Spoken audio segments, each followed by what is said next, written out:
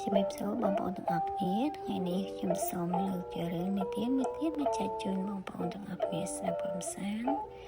គឺរឿងសេដ្ឋីចិត្តលោភរឿងនិទានសេដ្ឋីចិត្តលោភនេះជាខ្សែរឿងមួយប្រកបដោយគតិបណ្ឌិតក្នុងការដាស់សតិសម្បញ្ញៈឲ្យក្មេងចាស់គ្រប់រូបចេះប្រើសតិបញ្ញារបស់ខ្លួនឲ្យអស់អាចអស្ចារ្យមិនត្រូវទុនជ្រាយ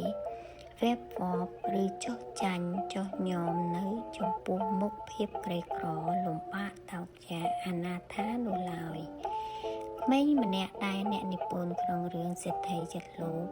ហាក់ដូចជាចង់សរសេរបន្តបង្អាប់ក្មេងនោះបន្តិចដោយសរសេរថាក្មេងខិល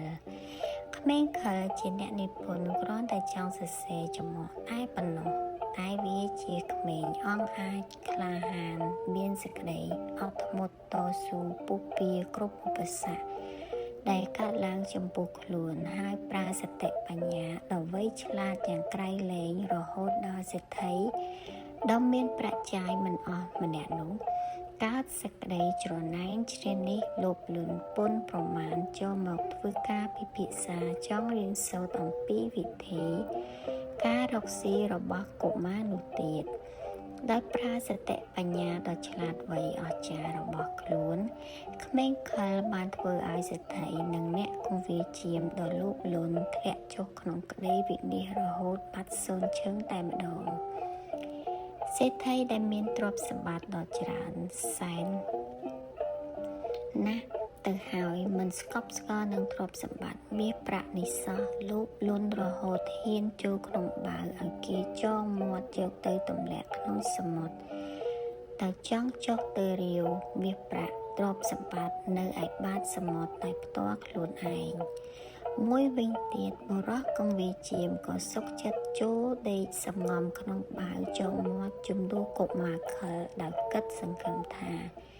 នឹងមានលាភបានទ្រព្យសម្បត្តិមានប្រាក់ច្រើនជាងខ្លួនដែលមានវងឈាមទៅទៀតសេចក្តីលោភលន់ដ៏ឥតមានព្រំដែនដូចលោកសេដ្ឋីហើយក៏ដូចជាអ្នកកង្វាជាមផងដែរតើអ្នកសិក្សាអាចវាស់ជម្រៅនៃសេចក្តីលោភនេះបានដែរឬទេយោងទៅតាមនៃសេចក្តីនៃសាច់រឿងយើងអាចវាស់នៅសេចក្តីលោភនេះបានយ៉ាងត្រឹមត្រូវពិតប្រាកដជាស្ដែងគឺមរណៈស្លាប់ដៃហោងតែម្ដងហើយសេចក្តីដ៏ស្រែកទុក្ខដែលប្រើសតិបញ្ញាវៃឆ្លាតដូចកុមារខិលរត់មែងបានរុងរឿងសុខកាយសប្បាយចិត្តជានិរន្តរ៍ឥឡូវខ្ញុំសូមលើកយករឿងនិទានអំពីសេដ្ឋីលោកមកចែកជូនបងប្អូនទាំងអស់គ្នាស្ដាប់កំសាន្តកាលពីព្រេងនាយមានកុមារម្នាក់ហើយគាត់ជាក្មេងប្រុសម្នាក់ដែលឆ្លាតវាងវៃឪពុកម្ដាយរបស់គាត់បានលាចាកលោកបន្សត់ទុកនៅកូនប្រុសម្នាក់ដែលនៅកំព្រាក្មេងប្រុសដែលកំព្រាឪពុកម្ដាយគាត់មានឈ្មោះថាខិលក្មេងប្រុសខិលបានប្រមូលវិចស្បែកគោក្រៀមមួយបង្វិចដើម្បីធ្វើដំណើរទៅស្រុកឆ្ងាយមួយទៀតពេលយប់មួយនោះក្មេងប្រុសខិលបានឈប់សម្រាកនៅលើដើមឈើមួយដោយអស់កម្លាំងពេកក្មេងប្រុសខិលក៏ដេកលំលក់ទៅពេលក្រោយពីដំណេកក្មេងប្រុសខិលបានមើលឃើញចៅពីរនាក់កំពុងចែកមាសពេជ្រនិងរបស់របរជាច្រើននៅក្រោមដើមឈើក្មេងប្រុសខិលភិតភ័យណាស់តែដោយមានទម្លាប់ក្លាហានវាក៏ទម្លាក់បង្វិចស្បែកគោចុះចំក្បាលពួកចៅទាំងពីរញាក់ភ័យយ៉ាងខ្លាំង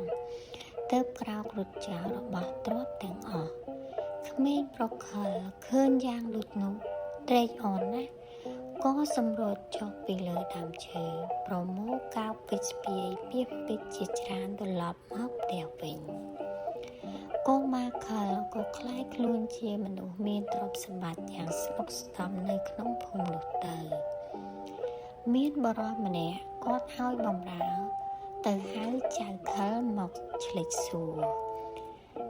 តើឯងរកទ្រព្យបានដោយវិធីណាបាទខ្ញុំ ខ្ញុំបានសម្រាប់គោយកស្បែកលក់ដោយសារតម្លៃនៃស្បែកគោនោះទើបខ្ញុំប្រកបរបរបានចម្រើនចាក់ខលក៏ហត់តបបាទដូច្នោះអញនឹងឲ្យបំរើសម្រាប់គោទាំងអស់ដើម្បីយកស្បែកចាប់តាំងពីថ្ងៃនោះមកសេដ្ឋីក៏ចាត់បំរើឲ្យសម្រាប់គោយកស្បែកហើយឲ្យនាំយកទៅជួយនៅទីទាំងឡាយតែចំនួននេះពុំបានផលឡើយដោយចាញ់បោកកុមារខល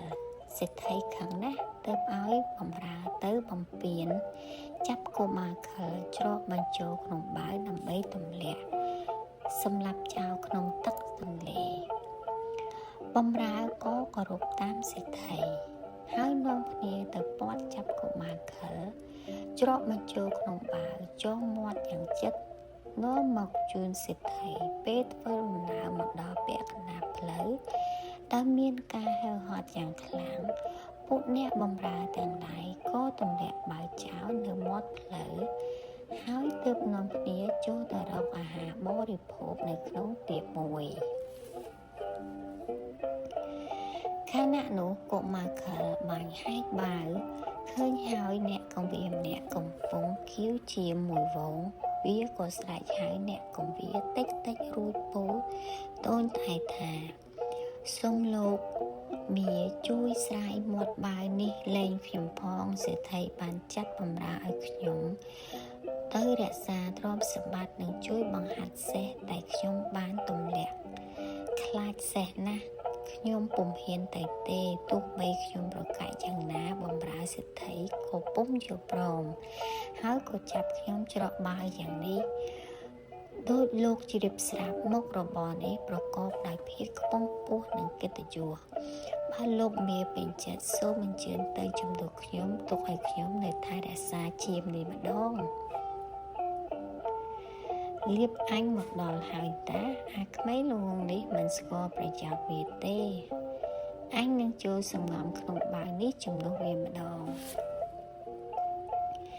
គិតហើយបរោះនោះក៏ចូលទៅសម្ងំក្នុងបាវជំនួសកុមារខល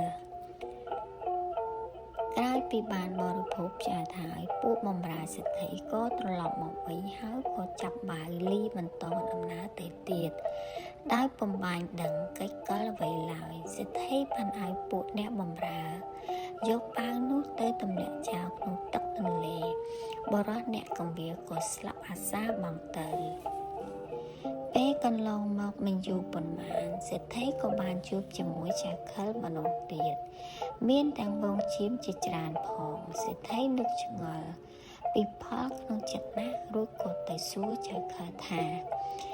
ឯងឬដែលអញយកទៅទម្លាក់ក្នុងទឹកថ្ងៃមុនបាទមែនហើយលោកសេដ្ឋីក៏មកតបតែជាសំណាងល្អណាស់នៅបាតទន្លេសម្បូរដោយទ្រព្យសម្បត្តិធនធានជាច្រើននេះណែវងជៀមដែលខ្ញុំទើបតែគៀងយកមកសេដ្ឋីបានស្ដាប់កុមារខលហើយក៏ជឿយ៉ាងពិតប្រាកដឥតគិតពិចារណាអ្វីឡើយដោយមានចិត្តលោភលន់ពុនប្រមាណនោះផងសេដ្ឋីក៏បញ្ជាឲ្យពួកបម្រើយកបាវមកច្រកគាត់ហើយឲ្យយកទៅទម្លាក់ក្នុងទឹកទន្លេដូចការដែលធ្វើទៅលើបរោះកុំវាជាមនោះដែរ